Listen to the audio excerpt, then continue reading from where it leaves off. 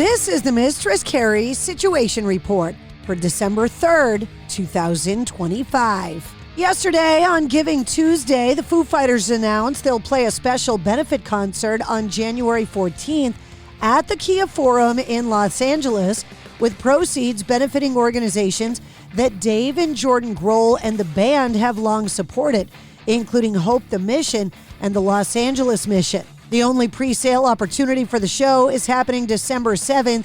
Donations and proceeds will support Hope the Mission and the Los Angeles Mission in their efforts to provide food, clothing, and direct services to unhoused and food insecure Angelenos. Flea from the Red Hot Chili Peppers has just released a new song on his original instrument, the trumpet. It's called A Plea. It's out now on None Such Records and features a handful of jazz luminaries, including Jeff Parker and Mauro Rufosco. The music video is directed by Flea's daughter, Clara Balzari.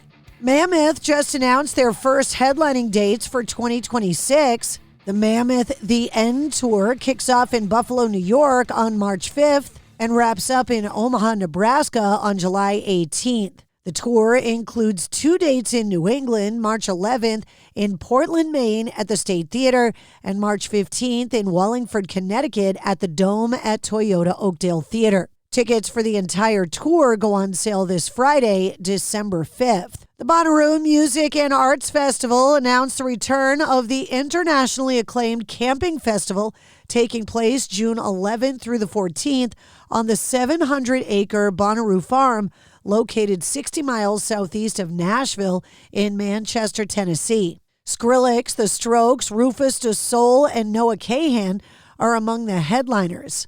Turnstile and Weird Al Yankovic are also part of the lineup.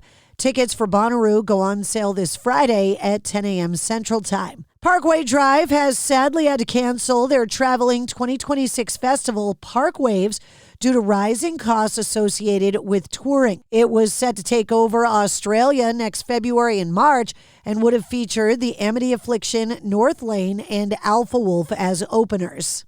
Josh Homme from Queens of the Stone Age revealed in a new interview what his plans are for his body after he eventually dies.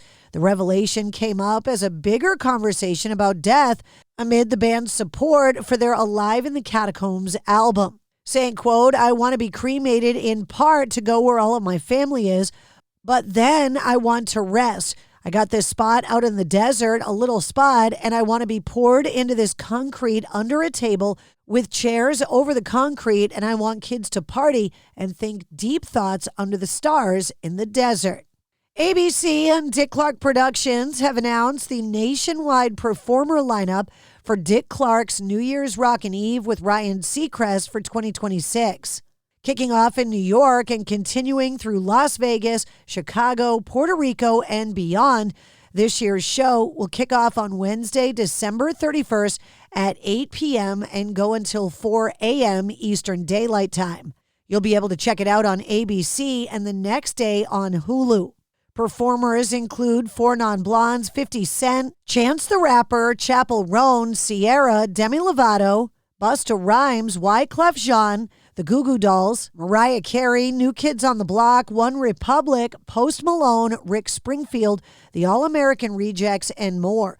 The Times Square headliner and special guest will be announced soon. Slipknot percussionist M. Sean Crahan, otherwise known as Clown, is getting into the world of Minecraft thanks to his new custom world dubbed Vernearth. The world will operate 45-day seasons and, of course, will feature Slipknot music. You can play the realm and join the associated Vernearth Discord, saying, quote, "Built on custom technology, handcrafted environments, and play philosophy that rewards mastery over survival, PvP, creativity, and hardcore challenges, Vernearth launches with 4 major game modes: Oblivion, PvP Event, Plot World, and Challenge Mode. Together, they form a unified ecosystem that supports every type of player. Godsmack have announced a dozen European shows for the summer of 2026, including headlining appearances at massive festivals, including Leyendas del Rock in Spain and Dynamo Metal Fest in the Netherlands.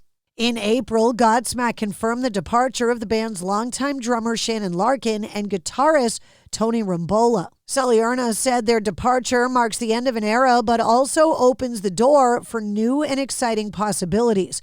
Saying, quote, Robbie Merrill and I are excited to explore new directions, although we have not made any permanent decisions about who may replace Tony and Shannon.